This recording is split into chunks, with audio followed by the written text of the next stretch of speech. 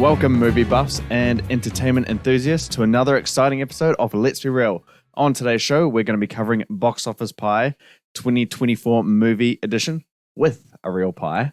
We're going to be ranking our top 5 Christopher Nolan movies. We'll be covering the box office report, the Barbenheimer effect, our reaction to the Marvels trailer, Aquaman and the Lost Kingdom reshoots, potential delays due to SAG-AFTRA strike, long-range box office tracking for Blue Beetle, and for our grand finale, we'll finish off with Christopher Nolan comments on Robert Downey Jr. as Iron Man.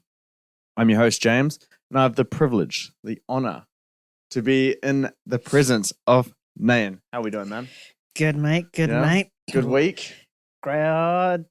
Good weekend. Great weekend. Well, we had an amazing, last 9 days. Yeah, it's pretty much been something on every week and not just movie based as well. Yeah. So it was really good. Sports, and Warriors won twice since we last did this podcast. We're now sitting in third, got the bye next week. We'll stay in third, and then we have a easy run home. So top 2 is definitely in sights. Mm-hmm. We had Barbie. We had Oppenheimer. Yes, we did. We had Anatomy of a Fall. We had Reality. We just taking turns up the order that we would. So, we had the world premiere for Loop Track. We did With and After Party. Yeah, that was really fun. Yeah. And we also had Monster. Yeah. That was a good one. We are going to be doing the review at some point today. So they'll be up on the channel and podcast platforms very soon. Anything else happening with life, or just too busy watching movies and sport? Absolutely nothing this week. I'm too busy with life and sport. Oh, yeah, no, it was quite a lot, but a great week nonetheless. I'm glad to be on this podcast today. I had a really bad day, bro. Oh, did you? Just a day that triggered me to my core. It's fun. I actually told Kyan about this, and he's like, "What the fuck?" And so I was like, "Oh, I'm going to say it for the podcast before I tell you." So anyway, my company that I work for, I'm not going to say the company name just for discretion purposes. They had an a initiative where you could submit your ideas on how to improve the business in multiple areas. And you submit your idea, and the top 2 winners, top 2 ideas in a way, they will go to a place. I'm not going to say the location either. I might give too much details away, and I could get in trouble. But essentially, you have the opportunity to ride in a V8 supercar, and you'd be flown out there, and you stay in accommodation, and you get a $500 gift card voucher. So I was like, "Oh, yo, this is going to be good." I think I might know the location. Yeah. So anyway, I was like, "Oh, damn, that's a really cool, initiative." And the thing before submitting my idea, because it's in the same location as the majority of the employees are, we're just going to call it Australia. So, because Australia's a massive place. So anyway, yeah. I'm losing my train of thought here. It's how triggered I'm getting about it. Anyway, most of the employees are in Australia, so they're not going to pick anyone from New Zealand, is my guess. Just because they have to pay for flights and accommodation. They wouldn't have to do that if it's local with the V8 supercar.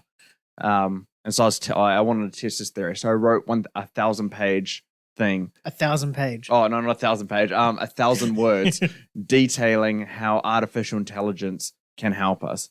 And I got artificial intelligence to write the whole thing for me. I elaborated, and I did my own little research for it, though. But I went very technical with it, and it covered everything that it did.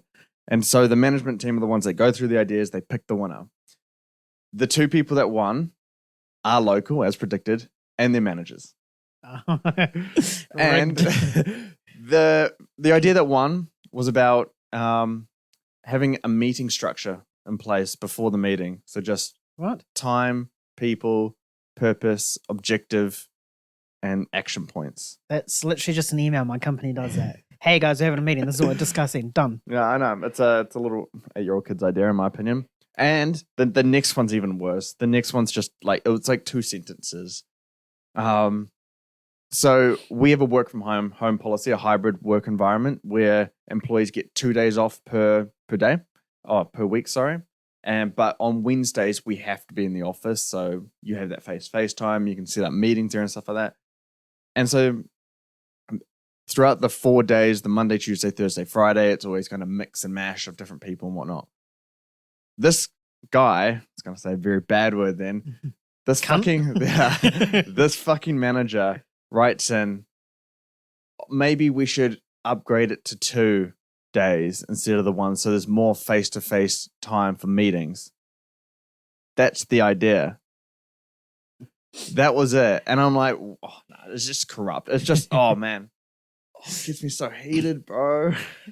Should have brought my stress ball from work for you to squeeze while you're talking about that. Well, I got a pie right in front of me. I got a drink right here, and it's well needed today because that's just it's time to get away from that.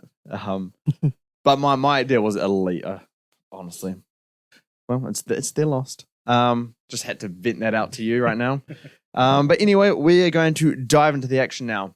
Before we do, we want to hear from you guys, our listeners. Slide into the DMs on Twitter with your suggestions, topics, anything you'd like us to cover, and it might just make it into our show. Now, if you're wondering what we look like, trust me, you're in for a treat. Me and Nay are in for a treat because we've got a pie here. But we look way better than we sound. So subscribing to our YouTube helps us in that endeavor. It supports us and gets us closer to being able to make video and get all the supplies and resources and all that stuff. So yeah, hit that subscribe button and support us there. Plus, for more exclusive content, head over to MovieGainz.com. Your go-to source for box office predictions, movie reviews, physical media coverage, and a whole lot more. You can find the links to all this in the description below. And a shout out to our listeners out there. We appreciate you being a part of our day, and we're here to entertain, inform, and provide bad movie suggestions. So, without further ado, let's get to it. So, as in the podcast or the pie? The podcast, but we are going to be opening up with the pie segment because I know you're hungry. I know we've just had work, so it's about dinner time for both of us. In our most delicious segment that we do, it is Box Office Pie. It's not for 2025 this time. I was looking at the 2024 movie release slate, and I saw there's a good competition here. There's no event movies like we know, unless you consider like Deadpool 3 an event movie. But and truly massive movies, there's really none of that. So it's an equal playing field, in my opinion, right now. And so for people that haven't heard about Box Office Pie, essentially I just put a certain movie in a percentage, which I think that's how much of a percentage it has to win the box office for 2024. And it all adds up to 100%. But I also mentioned stuff that have missed out on the pie, and that means they have 0%. And if they're not mentioned at all, then they absolutely were not in consideration to be on the pie. But we're going to change this up for a second. I'm going to list all the movies that I have here in front of me, and you're going to say one of them. You're going to say any one that you want, and you get that. I've cut this in percentage of pies. That's why it looks so shit. So whatever one you say, you get that percentage of the pie. Does that make sense? Yep. You made it a game. So if I'm really shit, I could be very hungry for this whole podcast. You might not get any pie if you guess the wrong movie. If I don't get any pie, we're pausing this. I'm going down to the local to get a pie. All right. Okay, so I'm just going to say movies now.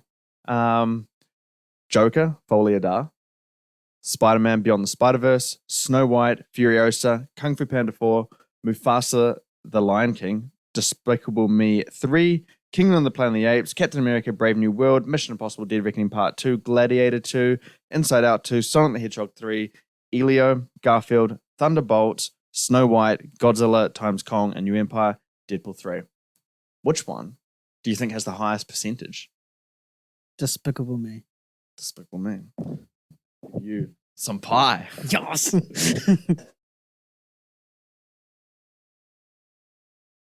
Probably should have gone on another plate for this. You're that I can see it. All right, so I've delegated. Can I grab it now? Can I grab it? Yeah. Go grab your piece of the pie. FYI, guys, it's a bacon and egg pie. I'm not sure if you folks up in the Northern Hemisphere won't really have meat pies unless you're in the UK. Is meat pies New Zealand thing? I think it's New Zealand, Australian, UK. I always thought it was the other way around. Oh. Because I wanted to get a meat pie, but they experienced inflation. So they're like $20, $25. Yeah. I was like, no. That would win box office if I bought that. Yeah, help yourself to the pie. Yeah, my cutting is awful. I'm so sorry. Will the bacon and eggs just fall out right now? What percentage do you think that was? If you had to guess, you had to look at that. I don't know, maybe 10-15%. Well, we'll see if it's my cutting or you're guessing. That's the good of that. All right, so let's get to our box office pie. This is why you need to have us on video, by the way, because this would be hilarious. The poor cutting, Nan swallowing a whole 15% pie in one go. It's a good time. Anyway, so 0% on the pie. Who missed out? Kung Fu Panda 4. Sorry, Nan. No chance. Furiosa. Kingdom of the Planet of the Apes. Captain America, Brave New World. Gladiator 2. Sonic the Hedgehog 3. Thunderbolts, and Elio. Any surprises in there for you? Not really. Not really? You think any of them deserve a percentage? A chance to win? Maybe Kingdom, but I don't think that's going to happen until we see footage. True, yeah. See? So I'll come back with this segment if it's good. I don't trust Wizball yet to do this movie. Mad Max didn't make much. I can't imagine Furiosa making any more than that movie. Captain America, Brave New World. Sorry to say, I just don't think the majority of people are accepting the new Captain America in that way. People didn't like Falcon and the Winter Soldier, so I think it's going to have a mild turnout. Thunderbolts, just a bunch of people, villains, randoms. We don't really care about them. Most of them are from like Black Widow. Because you got Taskmaster, Guardian Angel. Is that his name? The Guardian. Red Guardian. Yeah, and then, Florence Pugh's character. Yeah. So it's just Black Widow and other people. And Elio stands no chance. I don't even know why I mentioned him. Or the movie. I don't even know what Elio is. Is it Pixar or Disney? It's Pixar. I mean, the trailer came out. I don't know why we didn't cover it. But yeah, it's a new Pixar movie. Perhaps it deserves to get a mention. But yes. All right. So, who makes the box office pie? 1% goes to Godzilla times Kong, A New Empire. Understandable. Yes. That movie, Godzilla vs. Kong, that did wonders for box office given the circumstances. I remember seeing that result. I was like, oh my gosh. Especially in COVID as well. Yeah. It's like coming back. I think it's had like the biggest opening for COVID when it actually came out. So, yeah, it deserves to have a chance there, but a 1% chance, so not much. Next chance, 1%, Inside Out 2. I just don't think Pixar really has it in them anymore. Elemental's having a great run, but it opened so poorly that it's got so much room to cover to even be a financial success, regardless of how phenomenal the run is. I think it's like at like 145 from a 30 million opening. Yeah, which is insane. That's good. Yeah, if it opened at like 50, it'd be looking around like 230 at least right now. So yeah, I don't see Pixar really doing much. Okay, what's next? This one might surprise you. At 5%, Snow White. Yeah? I'm not surprised. Not surprised? Yeah, we know how these Disney remakes go. They're always formidable. You got to have your wits about them sometimes, and just know that, if you target women, you can really get some big standouts in there. We're seeing what's happening with Barbie.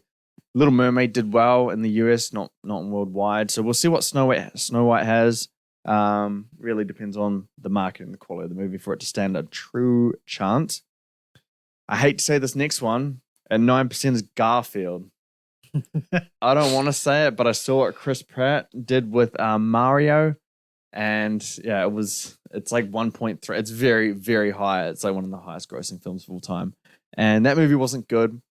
If it's an animated Garfield movie coming into this kind of marketplace, something that can dominate, Garfield is iconic. It's a historic character. Chris Pratt. Chris Pratt is somewhat of a draw, and I think animated movies are mostly critic-proof. They can be average movies, and just people turn up to them. We saw what happened with Minions and Minions 2, and both like 900 million. Stupid. I mean, Minions 1 got $1 billion, and 1.2 billion, and then Minions 2 got like 900 in a COVID world. All right, I think we have a tie here for the next one. So Joker, Folie à Deux, 10%. Mission Impossible, Dead Reckoning, Part 2, 10%. Mission Impossible, Part 1 is not doing well at all. It's looking like it's going to finish around the 600 mark. For a movie that cost $290 million, it's a really bad mark, and they're probably going to lose money. But it did set up Part 2. So, and we know Tom Cruise is a really marketable star. Mission Impossible is really well known, so if it's marketed in a way that's you have to see this one, it's the final one, it's a legacy kind of movie, then I think it can do big numbers. But I do also think that perhaps Mission Impossible has a ceiling, and Fallout already hit it at $770 million. Do you remember roughly how much Fallout made? $770 million. Oh, right. Yeah, I don't think I can go any higher with that, especially with the way China is, because there were such big movies in China. I think it made like $180 million in China, Fallout did. And Mission Impossible was earning around like 50. So massive drop off. It does hurt its chances. All right, getting to the big boys now. At 12%, Mufasa, The Lion King. Completely unnecessary. No one wanted it, and yet everyone will see it. Pretty much. I wouldn't even be surprised if it hits $1 billion like The Lion King. Yeah, I wouldn't be surprised. I think despite how poor of a movie like choice this is, Barry Jenkins is doing it. He did Moonlight, and that won Best Picture and was very good. And then he did If Beale Street Could Talk, very good. He's a very artistic art house independent director who crafts very intimate movies, and he's doing this movie with Disney. It really makes no sense. There's a real chance that it could be something really good if he's come to them and pitched this idea. So if that is the case, then we could be for like a $1.5 billion movie. Lion King is just an IP that I think nearly everyone on the planet knows about. And if you don't know it, then go watch more movies. Yeah. Thank you, James. I interrupted before I could say something worse. We got another tie here. Deadpool 3, an obvious choice. Hugh Jackman returning, Ryan Reynolds. I think the only thing holding him back might be the R rating, but we're seeing what Oppenheimer did. We're seeing what Joker did. R rating is not much of a hindrance at the end of the day. Mm-hmm. If people want to see it, and it depends on marketing and the way people feel about Marvel, it could easily do $1 billion, I feel. But I don't think it will. So that's why it's not like a runaway winner. Next one, Spider-Man Beyond the Spider-Verse. The second one did really well. Both movies in the trilogy so far are extremely highly recepted by people. People love those movies. But, Across the Spider-Verse has only done like, I think 650, 700, somewhere around that figure. It's still a long way away from $1 billion. Yeah. And that's because basically the international market is right in line with the US market. If you want your movies to be in the 1.2, 3, 4 billion, you need the international numbers to be a lot higher than the US numbers, unless you're Top Gun Maverick, where it's like 715 versus 750, which is just insane. So yeah, I think the hype for that movie speaks for itself. I think we obviously want quality with that movie. If it releases next year in March, expect a very, very high box office gross. If it releases in 26, as some people are predicting, then I would think the box office is a little bit lower, just because releasing like 9 months after the one that ended on a stupidly good cliffhanger, the hype will still be around, like very high. And the winner, Despicable Me 3, as Nayan predicted. I didn't think you were going to get that one, but you got your 20%. It was 20%, by the way. 20%. Yeah. Minion power.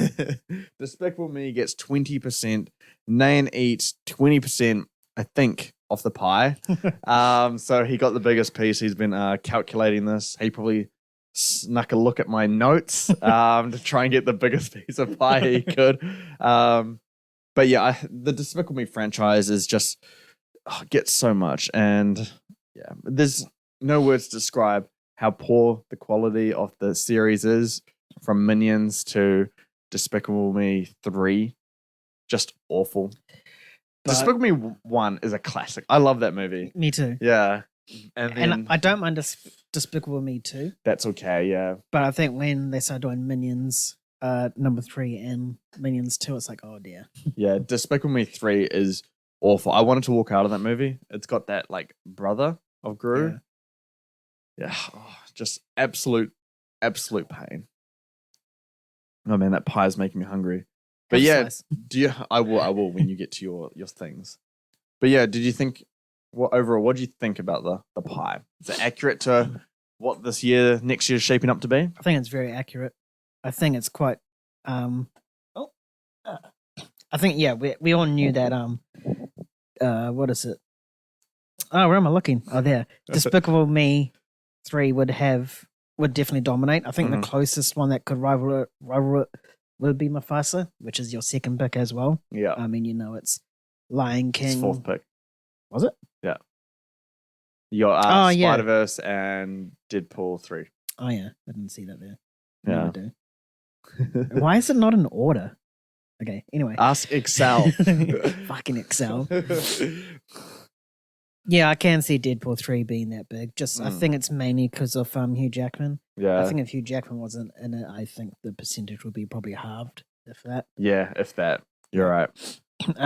Beyond the Spider-Verse, if that releases in March as planned, then definitely 100% it is going to go off because people are still talking about Spider-Verse as in Across the Spider-Verse stuff today. Oh, go away, you little fly.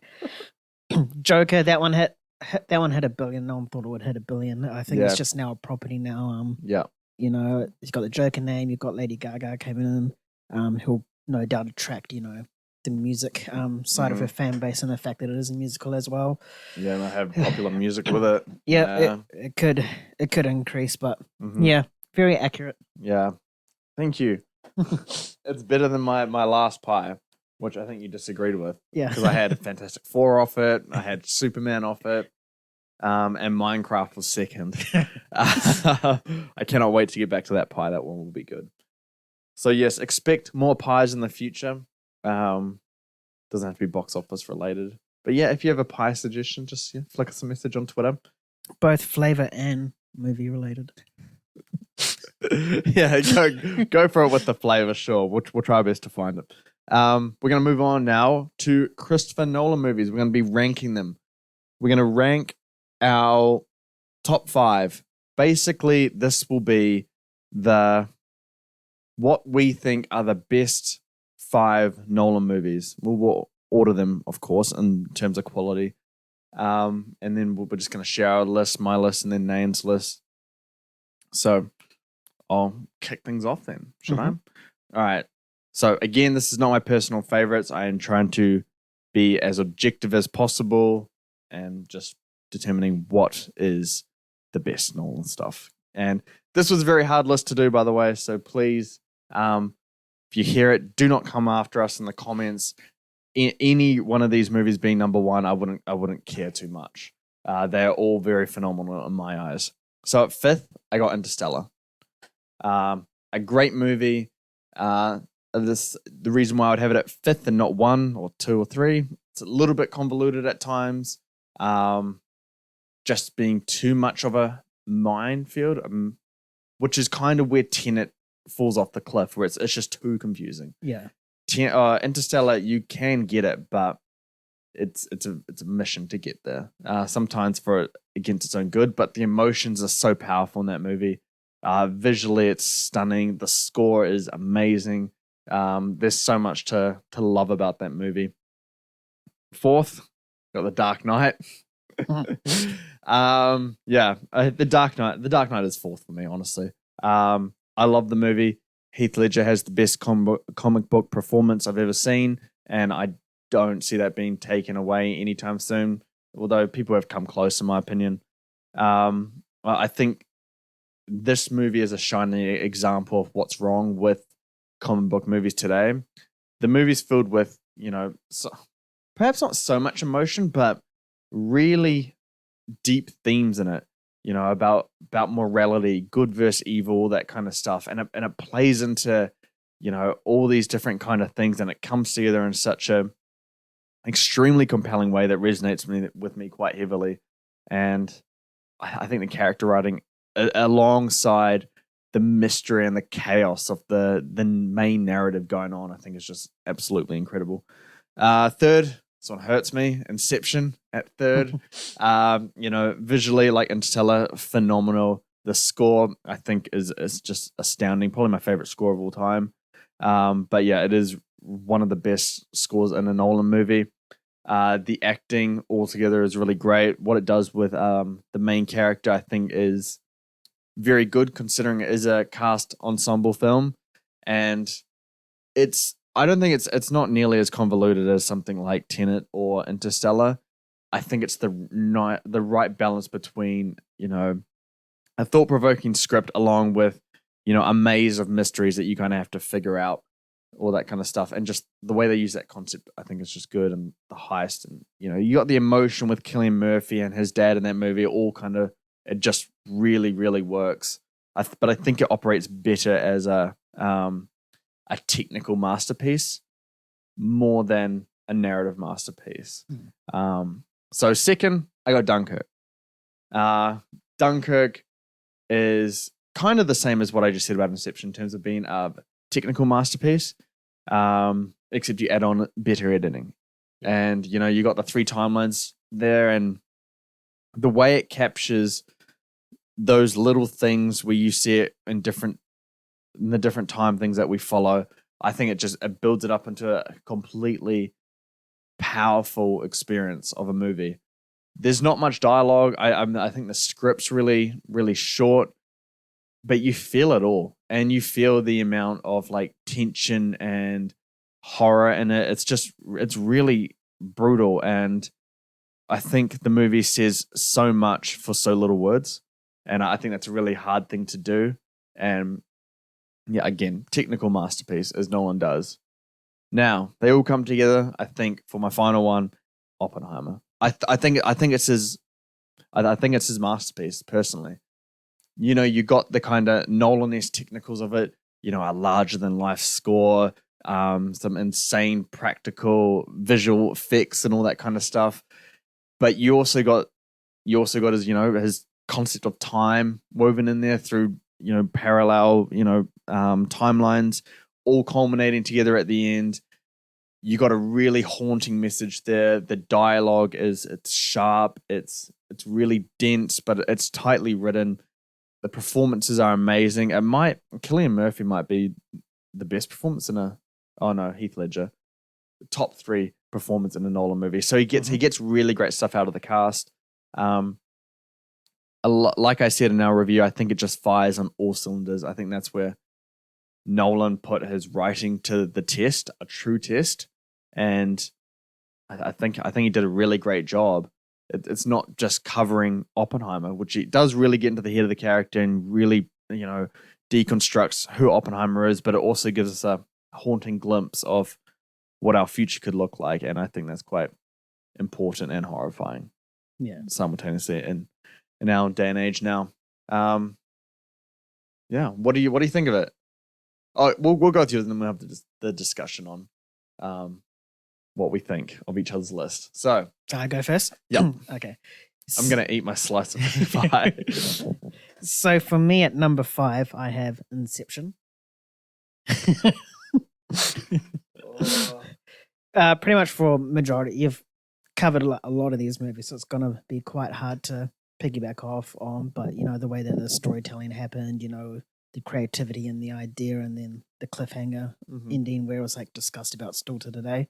I think it is definitely one of Nolan's better performances, and pretty much everyone that was in that film performance-wise pretty much nailed their role. Yeah. And number 4, sorry, I don't have my phone in front of me. It's on charge. What was my number 4? Number 4 was Dunkirk for me. I think pretty much, yeah, it's easily one of his best edited films as well. You know, telling a story of 3 different stories, all in a linear fashion towards one point. The it's all technical base. You got your cinematography in there and the score as well. Hans Zimmer's bombastic score is just iconic for that film. So, yep, that's a number 4. Number 3, three for me is The Dark Knight. Pretty much you said it best. I mean, there's a reason why it's the greatest comic book movie of all time at the moment, and it's held that since 2008. I mean, the case could be made for Across the Spider-Verse. For now, yep. The Marvels.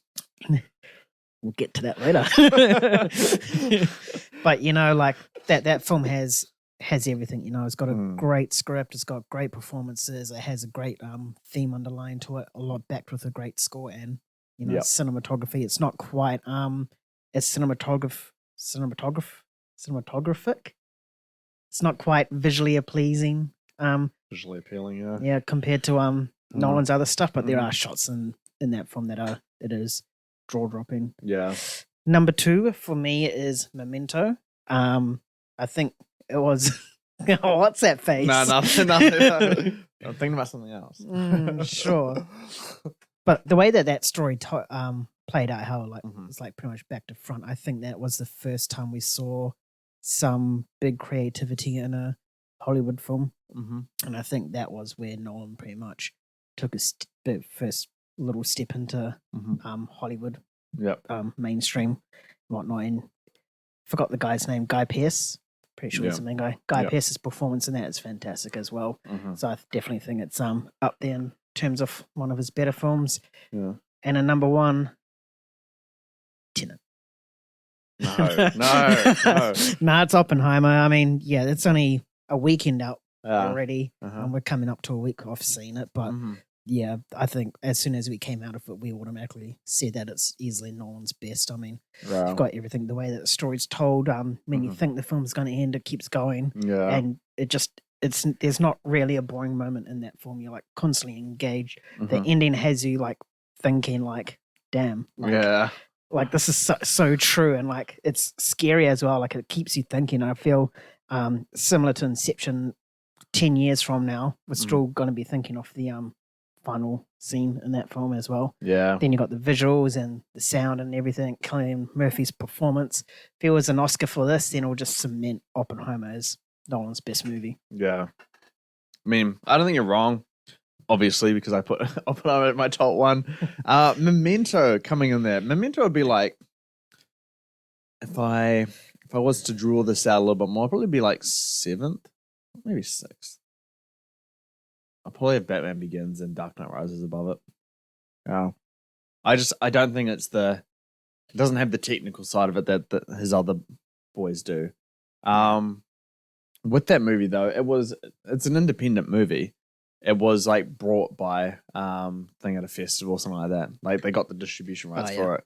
So it's his first step into Hollywood, but I don't think he really had the budget and perhaps not the same or the like large vision that he has now. I think it's probably the best it can be on such a small budget. I think it'd be a tiny budget. I'd have to see it. But yeah, I'm surprised it made 2nd for you. Yeah. Yeah. Do you think Dark Knight would be there? No. Are you surprised Interstellar's not there? I am surprised. I know you love Interstellar. I think it's like your favorite Nolan movie. No, Dark Knight. Interstellar's your like 3rd favorite movie or something like that. Jurassic Park 2nd, Interstellar 3rd. Yeah. Something like that. Yeah. So Interstellar would be 2nd if this was favorites. Yeah. I was thinking about it and I was like really struggling as well. And I was like pretty much tossing up between I think it was like a 3-way between Dunkirk, Inception and Interstellar. But I just think that you can't ignore the technical side of Dunkirk and Inception's pretty much screenplay and the conversation happened after that film. Yeah. Nah, you're absolutely right. With Memento, we didn't have following your favorites. For Nolan? Yeah. I don't think it'll be that high. It'll probably be down the low end. Right. If I'm being honest. Maybe, I don't know, like 9th, around by the 8th, 9th area for his films. Oh, yeah. Interesting. Yeah, that's kind of why I made the face. Because I don't think you've ever talked about it before, but because you said best, in my opinion, not favorites. Yeah, I know. Favorites is your own personal bias. Best is what you think is probably the best outside of the personal bias side of it. Yeah. But yeah, no, I agree. I found that the top 5 to put in there, the movies, I found that pretty easy, and then ordering it was just a nightmare. I had 6, and I was like there, like trying to decide what 6 I wanted to what 5 to put and which one to drop. I was like, I already know the top 2 or top 3. But it was like 4 and 5. I knew Oppenheimer would be 1 because that's kind of where everything comes together for Nolan. But then Dunkirk, Inception, Interstellar, and The Dark Knight were just that was so hard to order. I think anyone can make a case for at least 7 movies of Nolan's, maybe even 8, where they could be in the top 5 in any order that they want, and I don't think I'd have a big problem with it because like movies get to a level of such greatness that it's hard to really organize them, and it really depends on like what works for you. Yeah, and Nolan's just kind of mastered that the entire way. We are going to move on now to the box office report, and I am happy to report that we are not going to talk about another flop, another lower than expected opening, another bomb, another Flash or Dial of Destiny, or Mission Impossible Bomb Reckoning. We're going to be talking about Barbenheimer. Now, this movie absolutely dominated. I've been covering Barbenheimer quite closely over the last month or so. So, we'll get into it. At number 1, we have Barbie at 155 million. Second, Oppenheimer at 80.5 million. Third, Sound of Freedom with 20.1 million. Fourth, Mission Impossible Dead Reckoning Part 1 at 19.5 million. And fifth, Indiana Jones and the Dial of Destiny of 6.7 million. So I'm just going to go. And then you can come in because I see you eating. And I just want to talk about Barbenheimer for a bit. I knew Barbie was going to open big. I've known that for quite a while. I saw the pre-sales. I started tracking them. They kept being higher and higher, outpacing kind of the historical data that, you look at for this kind of stuff. And so it kept outdoing expectations. And this weekend, I was like, when I was making the predictions, I think Warner Brothers, I think they were forecasting around 90 to 100 million. And then industry outlets were predicting around like 120 million. I was like, nah, it's going to be at least 150. I'm going to highball it to 160. I think once the actual results come out tomorrow, not the estimates, I think you'll be looking at around 160 to 165. Yeah. So you're pretty much like spot on with your prediction. I think I'm going to be spot on with my prediction for Barbie. Oppenheimer is one that blew me away, man. This is just insane. I'm almost speechless at that one. I predicted at the start of the weekend 52 million, and then I saw the Thursday previews were about 10 million. I'm like, okay, no, this is going to do 60 million. And then its opening day was like 33. I was like, oh, wow, it goes to 80 million. Impressive for a 3-hour R-rated film as well. Mm-hmm. So it's a biopic about one person, about the creation of the atomic bomb during that kind of era. It's mostly all talk, like the entirety of it. 3 hours, R-rated, with black and white scenes, and it did 80.5 million. I reckon it'll be around 82 million once all is said and done. Which this is just insane because it's going to beat. No, we'll make this more insane in terms of how it sounds. It's the highest Nolan opening outside of the Dark Knight franchise, which is ridiculous. It opened more than Mission Impossible Dead Reckoning. And that was a 5-day opening for Mission Impossible. It did more in 3 days than 5 days for Mission Impossible. Did it open more than Fast and Furious? Yep. More than Transformers, more than Flash, more than Indiana Jones. I don't know. I think it's, in terms of openings, it's below Mario, of course. Obviously Barbie. Little Mermaid and Guardians. Yeah. So for this movie to be that high is just ridiculous. And all those movies are just named as based on franchises or remakes. Mm-hmm. I read other stuff as well. So Barbie, its worldwide debut was about 330. Oh no, yeah, 330 million. 335, I think, which I was pretty much spot on for that one as well. I just knew that overseas would do a lot better than anticipated, except in the Asian markets, it's not doing very well there. But within Latin America and all that kind of stuff, it's really excelling. Yeah, so Barbie up to 330 million, which is the highest movie, or highest opening or global opening for a movie that's not a sequel, reboot, remake, or part of the MCU. Which it's just ridiculous, man. This Barbenheimer meme, because we've been memeing this, the battle, the team up, and stuff like that since the dates were announced, like a couple years ago, right? Yeah, we've been doing it for a while, and I saw this catch on to people beyond that talk about movies in the way that we do. It really it went on to a whole new tier, and it's funny because it always started out of like, oh, which one will win the box office? Which one is going to be the winner? And they helped each other so much. Like, neither movie would make as much money as it did. I know Barbie would have done fantastic regardless because marketing campaign's been excellent. I think one of the best I've ever seen. So I think that movie was always going to be a 100 million debut kind of movie with the marketing campaign that it did have. But 155 million, I don't think, and definitely not 330 worldwide opening. So yeah, these movies have helped each other so much. Oppenheimer wouldn't have made 82 million without Barbenheimer. I fail to believe it. I don't see it. And I was on Instagram, my personal Instagram, and I saw like a party from someone I went to high school with, and it was Barbenheimer themed. Barbenheimer themed. Yeah. So you had like some guys in suits and then like the roller skate outfits and Barbie and stuff like that. And I was like, this is a party thing now? Like, that's how much it's like transcended us like movie buffs, you know? So yeah. It does break my heart to see Mission Impossible drop from first to fourth. And I think it dropped like 65%. Barbenheimer slaughtered this thing ridiculously. Like, and Sound of Freedom, I don't even know what this like. What is that film?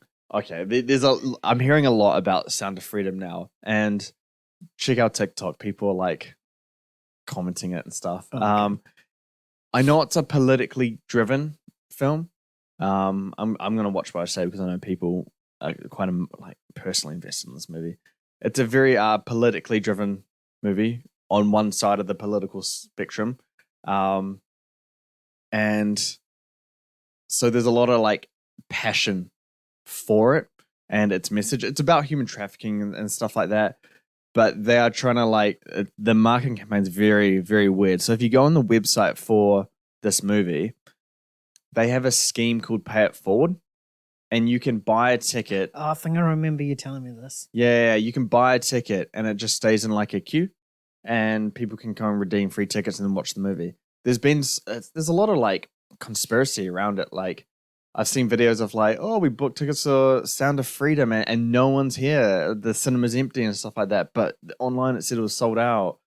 And then like there's like other videos where it's like, when we went in there, the AC was turned off and the lights were on the entire movie. They don't want you to see this movie. And so there's a lot of like political things going on with this movie. And I'm not going to get into that because I just don't care. It's a waste of time in my opinion.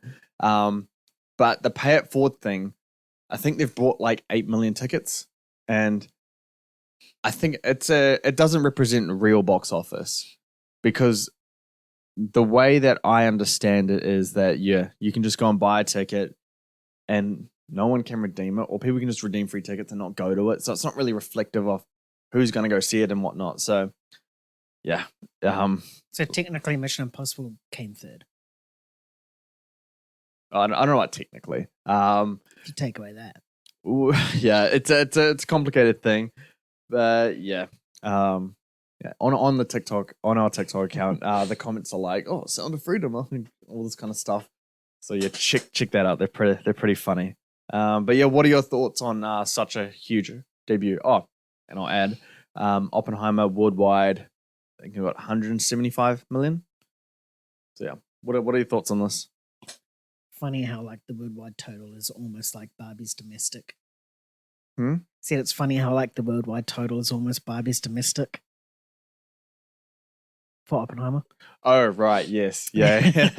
So trying to figure that one out. Yeah. I think we always knew that this was going to be the case, that Barbie was going to dominate and Oppenheimer is going to be second. I think the more surprising thing is Mission Impossible. Because you would have thought that, like Barbie and Oppenheimer all would have sold out. So the next film everyone would go see would flow through to Mission Impossible, and that would have a decent bump.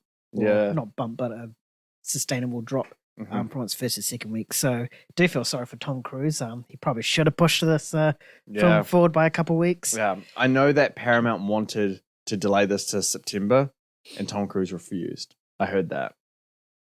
Mission Impossible would have dominated in September. Yeah, because there's nothing significant coming out. It would have been the end of, well, not the end, but like the Barbenheimer sort of would have dropped as well. But this would have been a while ago.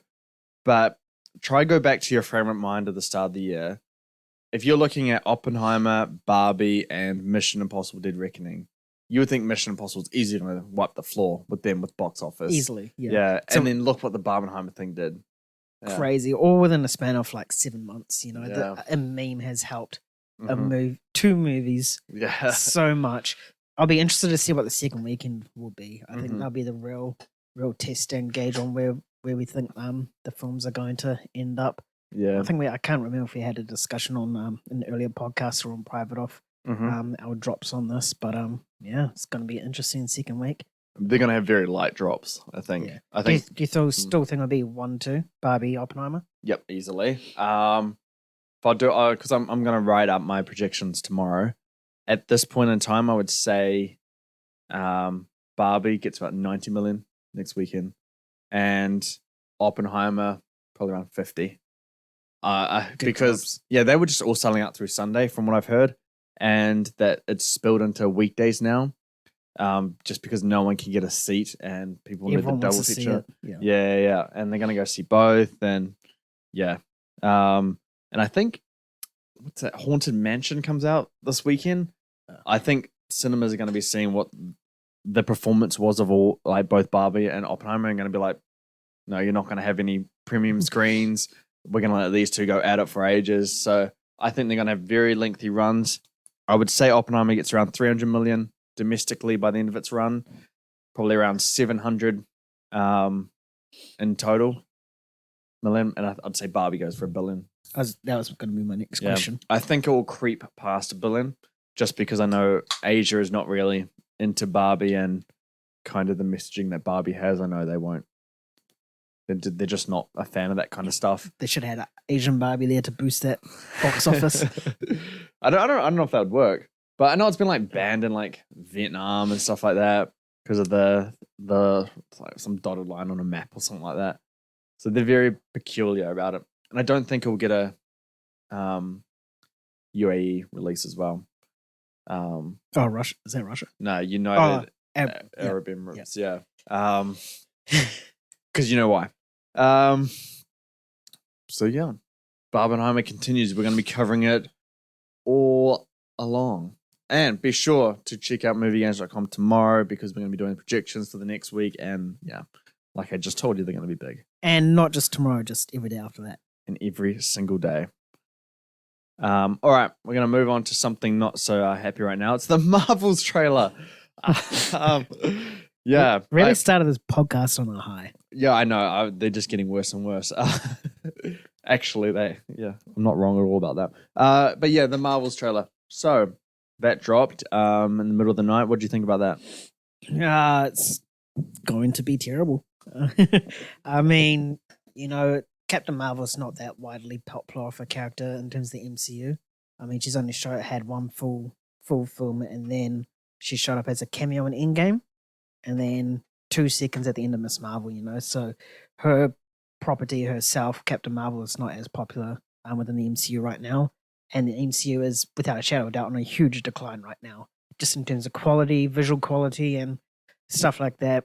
Post-Endgame stuff, there hasn't been anything great, bar No Way Home, but that has an asterisk because, it can be considered Sony's film as well. And then you also have Monica Rambeau and how she's a Marvel, and how she had superpowers in the most stupidest way possible in WandaVision, like Wait. No, it was explained clearly. She walked through the barrier. It makes total sense. Oh, it's just, and that trailer, it's already showing you the final fight. You know, we all know Marvel. We all know that pretty much final shot in the trailer is, well, not final shot, but final before the final shot. That's a big fight. You never know. Could have pulled a Barbie on us. It's Marvel's not that sophisticated. I like it.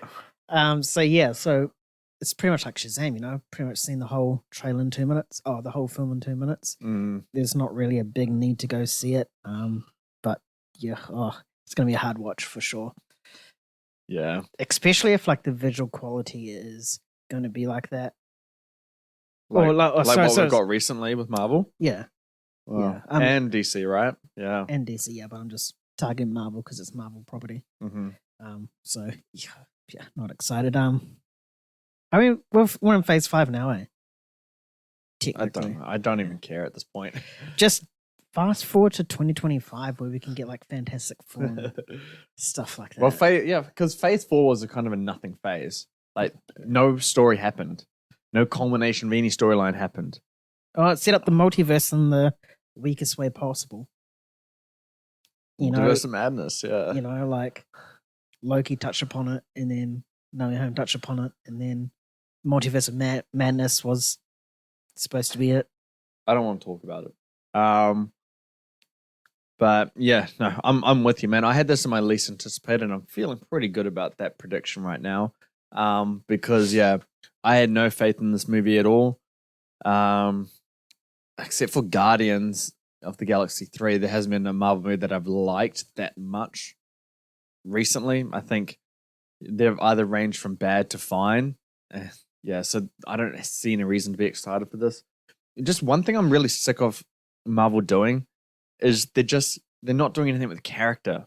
It's always just team stuff now, or some sort of duo or a trio of people, and there's a bunch of cameos and like just focus on character. Was the last one Shang-Chi? I don't know. It's Guardians. Oh, Black Panther. Yeah, Black Panther. But Black Panther's fair enough. And that one was a good movie. But yeah, no, I'm just so sick of team ups. If you're trying to get your next phase, what do we like most about, you know, the first saga? It's the characters at the end of the day. You want to like it's hard to see, you know, Iron Man and Captain America fighting about like quite personal stuff, and so you really do care about when they reunite and all that kind of things, and when Tom Holland's Spider-Man fades into dust and all that kind of stuff. Everything's driven by character in terms of the emotion of the MCU. If you're not attaching the characters because they're not doing any character writing, then you're just kind of watching things happen. There's no meaning, you know. Like they don't even have stakes anyway because no one dies in the Marvel universe. But you don't even have characters now to be rooting for. If that character dies, I don't care. If Monica Rambeau goes, I don't care about that. There's just too many characters, and they keep introducing more superheroes. And like it's whether it's cameos, you know, whether it's Harry Styles showing up at the end of Eternals, or what's his name? Not Reese, Roy from Ted Lasso showing up at the end of Thor as Hercules. Yeah, there's just too much. Stop introducing, start focusing. Like it seems like so they're just setting up. But they're still trying to figure out what they're trying to set up for. They have no direction, man. They completely cake the 4 after phase 4. After Endgame. I'm not going to say they're done. I'm not going to write them off yet. But scale the fuck back. Honestly, you got to scale back. You got to get rid of 50 characters. Literally just have Kang or some other big bad that you want to come. Just kill them. We won't care because there's no character writing. Exactly. I don't care about any of those characters. Then have 10 characters and just build them up. Really focus on them. Like we want to learn about their story, about, you know, all the things that make up a character, and make it really compelling. And then once we get to these team ups, you got to earn these team ups. Once we get to them, we're so much more excited for them. I'm not excited for the Marvels team up. I don't even think I'm even excited for Deadpool and Hugh Jackman. Go back 5 years ago. If you told me Ryan Gosling and Hugh Jackman, Deadpool and Wolverine team up, I'd be like, holy shit, that's so sick. Ryan Reynolds. Yes, sorry, Ryan. I got Barbie on the mind. That's the only team up we want to see right now. Yeah, but like if you told me 5 years ago, I'd be so insanely excited. And now I'm kind of like, oh, that's gonna be cool. I'm excited. It should be interesting. Yeah, I'm not like dying to see it. If it gets delayed, which it will, I don't really care. You know? No, okay, cool. I'll wait 5 months or whatever. Because you can't even rely on quality now. You can't rely on anything with the MCU, man. I kind of just like this weekend at the box office, you kind of just saw what happened. You know, you saw Mission Impossible, you saw The Flash, who else? Indiana Jones, all these IPs throughout history, throughout, you know, recent box office dominance, just shit the bed. And then Barbie movie comes in and gets one of the highest openings of all time. And it's worldwide total is already more than all three of those films' entire length. Yeah, run. And Oppenheimer's about to make more money than Mission Impossible and Indiana Jones and The Flash. It's crazy. Like Oppenheimer. That's weird. I mean, I could wrap my head around Barbie about a month ago. I can't. It's taking me a while to wrap my head around for Oppenheimer to do that because that's just ridiculous. And I don't want people to say, "Oh, but it's Nolan." Like, still, he can't do everything. He can't do that, and he just did that. So it just speaks to him. Nolan's his own IP at this point, but. Yeah, I'm getting sidetracked now, but honestly, I think after this weekend, I think the film industry is really going to turn its head and be like, okay, maybe we shouldn't rely on IP. Maybe we shouldn't rely on sequels, remakes, reboots, or IP-driven stuff. Maybe we should focus on good movies. Because they're going to see Barbie and Oppenheimer wipe the floor in these coming weeks. Because they're good movies and people loving them. Yeah, so I hope with Marvel, they're going to have a real eye-opening with what just happened and be like, shit, we need to step up the quality. Because I think Marvel's is the next one. Yeah. If that does poor, it's not going to do much for Disney. They've made their money, but it's going to be really bad. If it's like 150 million domestically and then like 350 in total. Because I think the first one did like 1.1 billion. Yeah. They're going to really look at themselves in the mirror and be like, okay, quality over quantity. Let's stop this.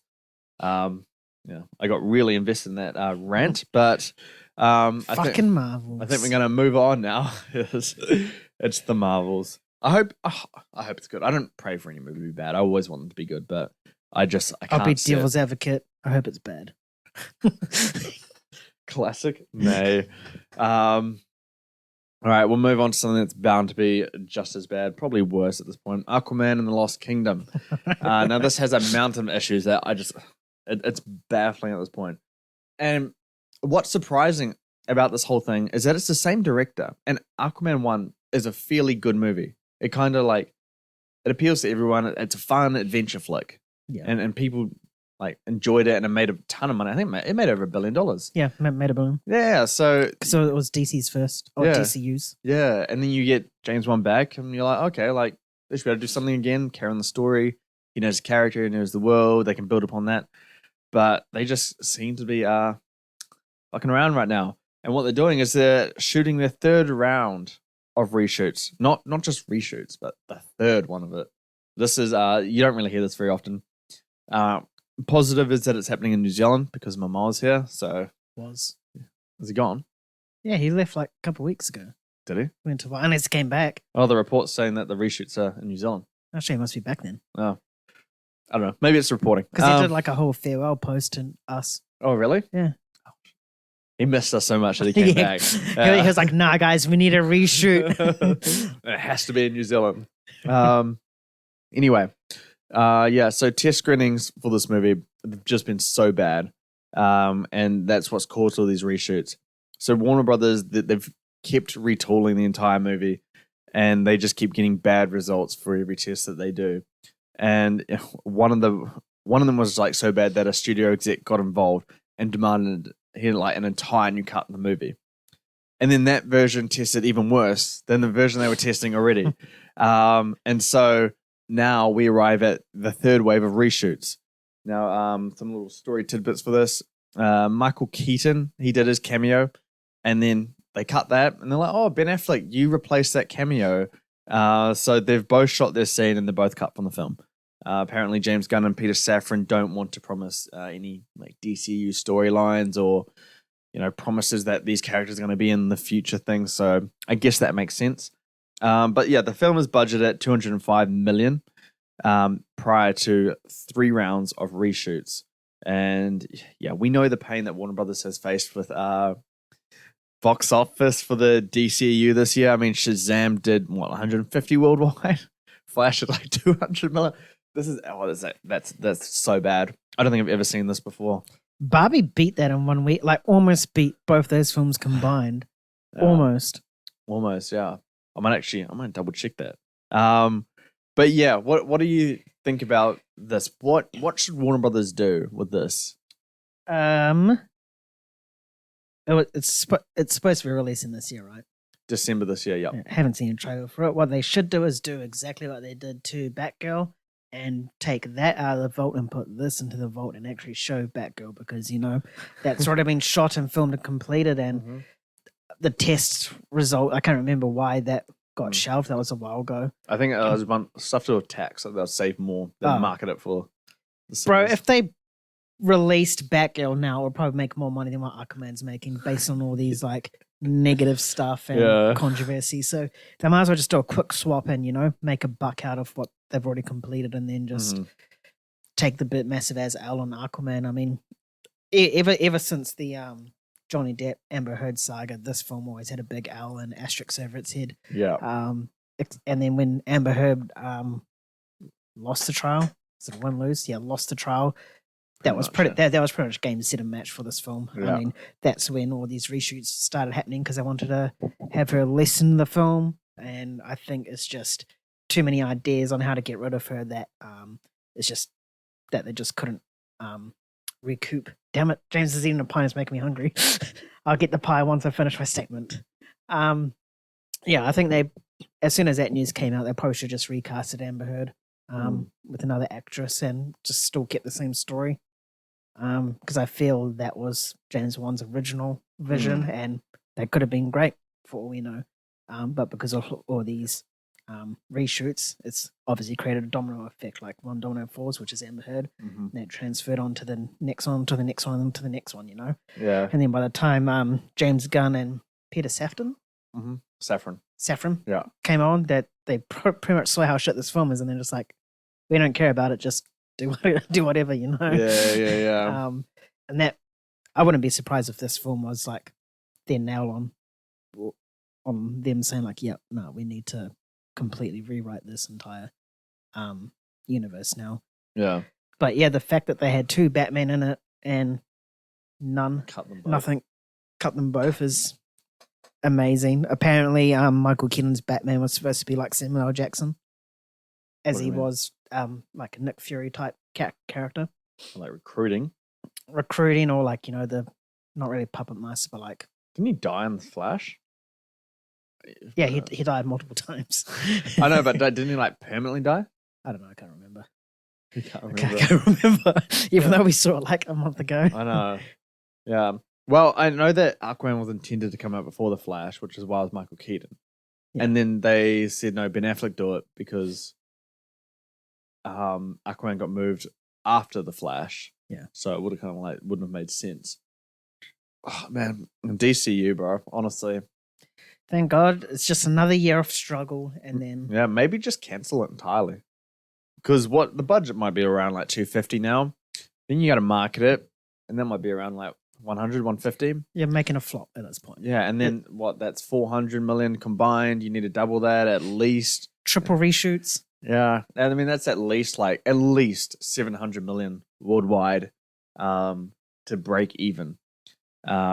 And then you got participation fees and interest overhead, all those kind of shit come in. You're going to lose money at this point. Honestly, just shelve it. I think maybe just shelve it.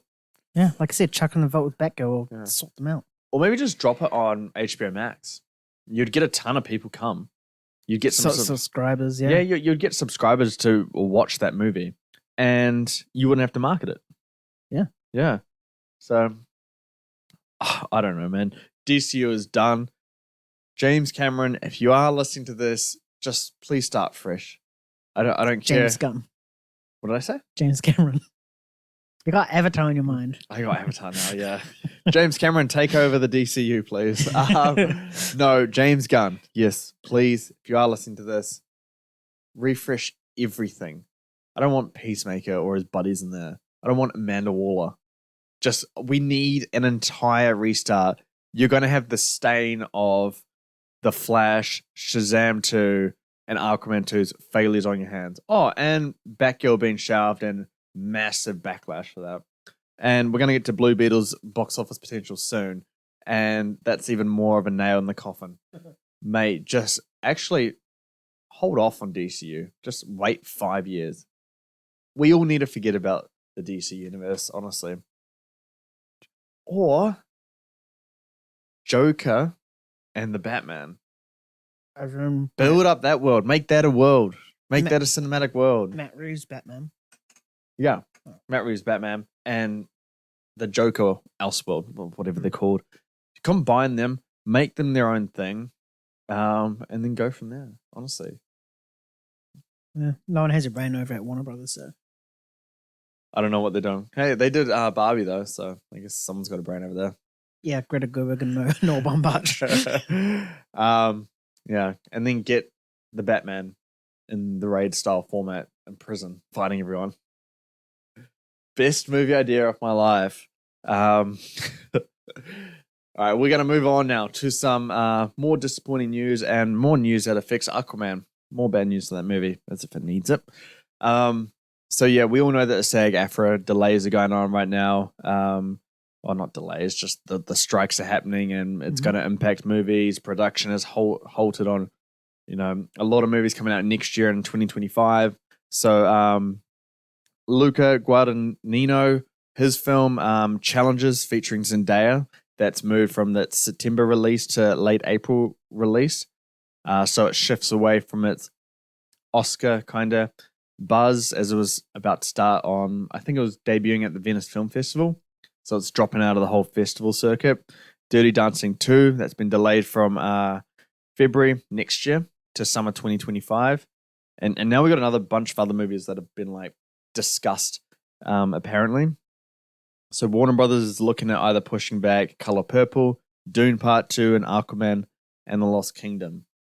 So we know the ramifications that the writer's strike and the SAG strike's happening right now. Actors can't promote their movies. They can't be in production or star or anything. So without your actors who have massive followings, promoting these movies for them, it's going to be hard to make a return on investment for that. And, obviously the writer's been involved in post-production and all that kind of stuff. There are going to be delays and ramifications for this.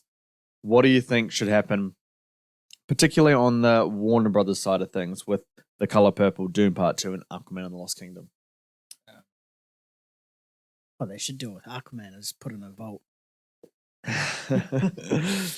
As for the other two, who knows? I think Warner Brothers is in that awkward position where they're so close to the films being released, and with this being such a big event alongside with the writers, that maybe the Hollywood higher ups might crack and give out fair wage and whatnot, or whatever they're protesting for. So I think they're in a real difficult position because they're like, shit, what do we do? It's too early to react, but then we don't want to be too late to react, So it's very awkward for them. I feel they should probably just stick to their guns, pray it gets resolved. If it doesn't, then they can look at delaying or just sticking to it and just, I don't know, not having any premieres for it, just having it drop. Yeah. I think. But yeah, they're in a difficult place right now. Surprised Marvel hasn't tried to delay the Marvels or anything like that in any of their properties. Well, we haven't heard anything yet. Yeah. I think the Marvels will stick. They just released a trailer. Yeah. Deadpool would be delayed because that was in the middle of filming. That comes out very soon. And it stopped. So yeah, definitely that's going to be delay. I wouldn't be surprised if that and Captain America swap again. They swap back again. Like, yeah. But definitely one thing is for sure is that whoever is in charge of sorting out or making this go away, they need to actually wake up and realize that this is an issue because production's going to and has stopped on so many films. People, producers and studios are delaying their films in support of this, like we saw with The Boys. Yeah, and no doubt more films will come out and back this. If Dune does it, that's probably the next biggest of the year. Yeah, by far, probably the next most anticipated for everyone. So they need to sort their shit out and realize that this is an actual problem and give writers and actors their dues. Yeah, it's a tough situation. I don't know who budgets first, whether it's the guild, but they got to come to some sort of a deal, and they got. I guess they got to meet in the middle somehow. But yeah, it depends. It really depends on who's going to let their guard down first. With the studios see like, well, we need writers on board and we need our actors because we need to make movies to make money, or whether the writers and actors are like, like I'm losing my house, my mortgage, and my family's going hungry, so I need to work or something like that. Whether people are going to be donating and helping them, all this kind of stuff. It's really a tough situation. It's really hard for, I think, you and I to really be the judge of that. At least in how I feel, it's like I don't want to assume all the facts and think that studios give them whatever they want. I know it's a business and both sides need to be profitable. I just hope either side's not greedy and everything is fair and balanced, and I just want everyone to be happy about it and get to making things that we love. So yeah, I don't really know what the right option is. If you push back Dune and then the strike ends tomorrow, like you move it back or yeah. So they're in a rock and a hard place. Yeah. And at what point do you make the call like, okay, yep, we got to delay it now? I think you got to at least wait this out until September. 1st September, just wait till then and then just kind of see where things are at because, it's going to be interesting. Yeah, but honestly, like, if the strike ends by the end of August, then I think we might be a bit safe in terms of like these delays and all this stuff coming out. But at the end of the day, as long as working class writers and actors can get wages so they can like live and not have to like struggle like extremely financially and all that kind of stuff. So yeah, I don't know what the right move is. Aquaman, I just really swapped Dune and Aquaman's time around. Gives you more of a time for you to like decide whether you want Dune to be gone or not. And at least Dune's going to be successful. And but then you kind of have the Wonka and Dune come out. The next event, the Chalamets. Oh, could you imagine? Oh, that would actually, that would be kind of cool. Like if like that became. What'd you call it? Donka, Dunka, or Wonkoon? Dunka. No, I'd be like, Wone. No, Donka. It would be or the Battle of the Chalamets. Yeah, Chalamets. No, yeah. Well, that could actually. I'd be very interested to see if that would work or not. But you'd get the holiday season kind of box office boost. And at this point, they got to stop caring about Aquaman's box office. It's going to lose either way. Yeah, that would be my suggestion, and just kind of buy yourself some time with Dune, and because that's kind of your big property. It's hard to say really what the box office is going to be for Dune because the first one opened up when it debuted on HBO Max at the same time. Yeah, so it's like, and it did well, but like, and that's also Villeneuve as well, and his films haven't been box office hits. Yeah, he's a flop master. As much as I love the guy. So yeah, I don't really know, but I just I hope these strikes get resolved to everyone's happiness very soon. More bad news. It's box office again. Blue Beetle. So long range tracking for that at the moment, industry projections. The budget, just to keep this in perspective, keep it all relative, the budget is 120 million. And the opening weekend domestically is projected to be around 12 to 17 million. And the domestic total looks to be 27 to 55 million. What are your thoughts on this? Way too high. Way too high? As in the 55 million. Oh, really? Yeah, I mean, it's like a little known DC character. The marketing's been pretty shit for it. So, like, I think maybe max it could be 40, but I'll probably expect it to be within that 30 million range. Especially the way that DC's going on as well. You know, you got Shazam and you got The Flash. You got this news about Aquaman. Does anyone want to see a DCU property? No. Does anyone want to see a DCU property based on a character they've probably never heard of? Probably not. So, yep. Yeah. Don't know what else to say other than what I just said, because it's all facts. So you're not looking forward to Blue Beetle at all? Not really. I feel like that's the most safe. I think DC it is. thing. I think the thing that I'm looking forward to Blue Beetle the most is that it's based on a character we haven't seen yet in the DCU. I think that's probably the one thing that's going for it right now. Yeah. But there's been so many hours this year in terms of DC that it's just so hard to see this being profitable or doing well. Yeah, because I need like 250 million to be profitable. Yeah. At least. And it looks like it might not even make $150 million worldwide. Crazy. I don't think it would be so downhill for DC. James Cameron's got one of the biggest tasks. James Gunn. Yeah. What do I keep saying? Cameron. Do I keep saying Cameron? Yes. Oh man. I don't want to talk about DC anymore, but we have to. That's what we have to do. We're just gonna move on from this topic because DC sucks. Yeah. Hopefully James Cameron can set it right. James Cameron? Yeah. I was taking a stab at you. No, he's already doing their masterpieces, Avatar 1 and 2. No. Alita Battle Angel. Moving on. All right, so Christopher Nolan and Robert Downey Jr. have been making the rounds together, doing some cool little interview pieces together during the Oppenheimer promo, all before the SAG-AFTRA strikes, of course.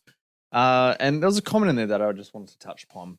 So Nolan was discussing Robert Downey Jr. and just saying that Jon Favreau, in regards to Iron Man, him wanting to cast Robert Downey Jr. as Iron Man was one of the greatest casting decisions in the history of movies.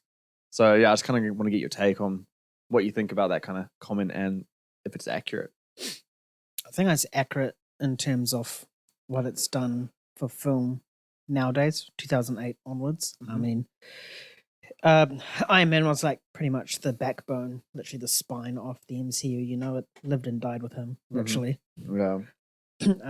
And Robert Downey Jr. just gave that performance that perfectly captured that character. Like no one can ever imagine another actor taking upon that role.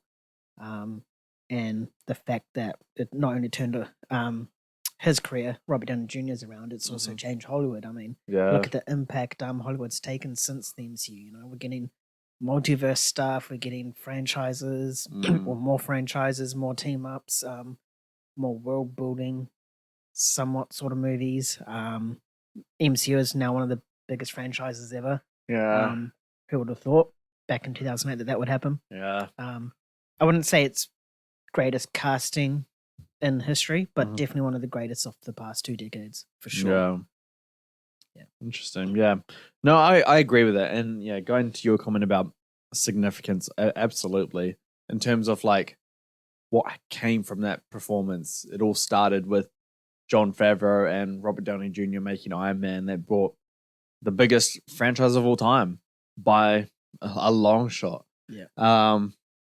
And it has changed the film industry. It's, you know, we've seen the rise of maybe for better or worse, depending on your opinion, but, you know, we're seeing all these comic book movies come out and we're seeing, you know, reboots, remakes, and it is, at the end of the day, all kind of due to the MCU and, you know, where that started from was Robert Downey Jr. So the significance of it and for it to work as well as it did makes it I wouldn't say one of the greatest, but it's definitely it's definitely up there. It's a very important one.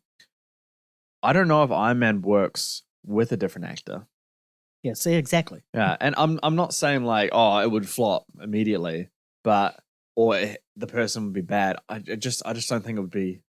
It's hard to see someone else play that role. Yeah, just like how it's hard to see someone else play Wolverine. Exactly, but I think the part about it that makes it so great is how much of a risk it was. Oh, you know a little bit about Downey Jr.'s history. You know, he's been arrested multiple times, caught doing drugs. Pretty sure he went to prison. He went to prison, cocaine, heroin, marijuana. He did all that kind of stuff. I know his dad gave him drugs at 8 years old, and so he's been addicted since then and had to get off that.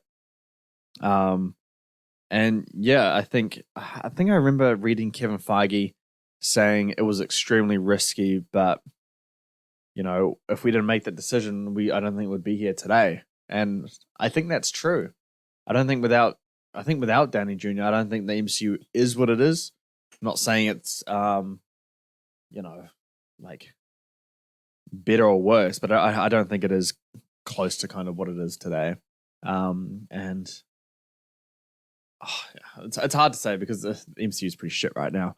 But for what it did for the Infinity Saga, yeah, it doesn't work as well as it does without Downey Jr. He's really the backbone, the heart and soul of the entire, MCU right now. And I literally lived and died with him because MCU is dying. Exactly, yeah. So it's Christopher Nolan that said this.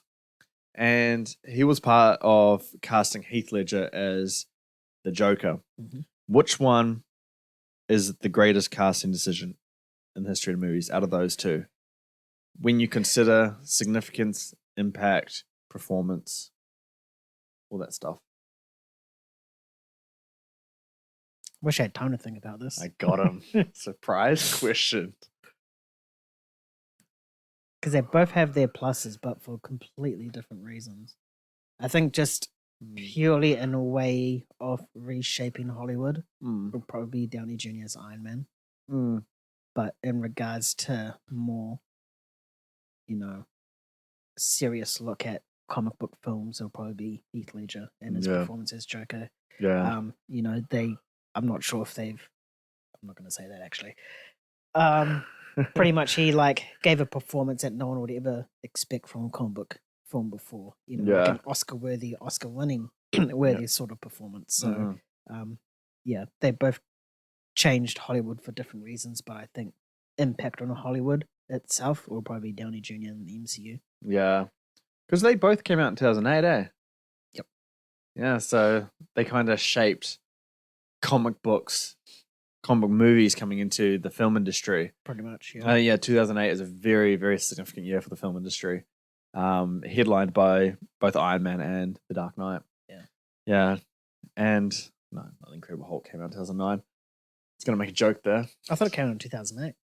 Well, then, that's my point. Incredible Hulk did all of this. Yeah, I can see that. She-Hulk.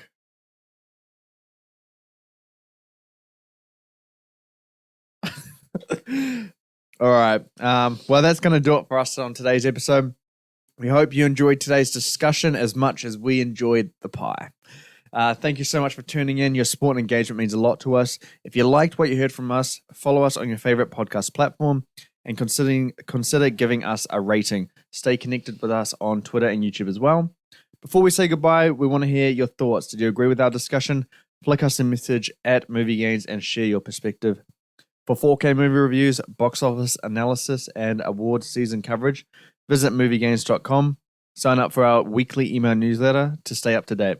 Thanks again for joining us, and we'll catch you next time. Keep bringing the hype. Peace. See ya.